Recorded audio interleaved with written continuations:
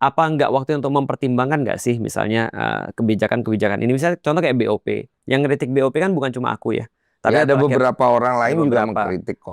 Terakhir kali kan Yusuf Kala mengkritik BOP dan juga keputusan-keputusan yang diambil ketika di Davos dan seterusnya. Iya. Nah menurutku sih ya itulah yang namanya bernegara yang baik, atau gampangnya ya kalau di dalam keluarga ya, kan seorang suami kan nggak mungkin dia pasti benar kan. Walaupun benar, seorang istri harus menghargai suami itu udah capek kerja di luar. Terus kemudian banyak sekali kerjaan-kerjaan yang harus diambil, tanggung jawab dia banyak.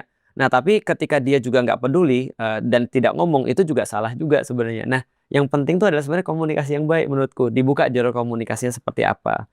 Nah itu sih yang harusnya ada di Indonesia sih. Bahwasanya berbeda itu tidak berarti membenci.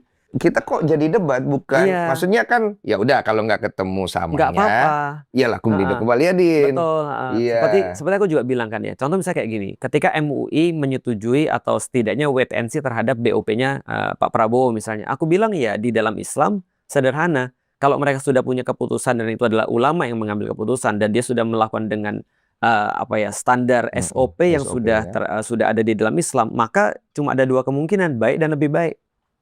Jadi tidak ada yang salah sebenarnya. Dan aku bilang ya izin aku berbeda dengan MUI gitu kan ya. Artinya kita juga tidak bisa menyalahkan, oh ini MUI pasti sudah dipengaruhi oleh Zionis. Nggak pernah kita mengatakan begitu.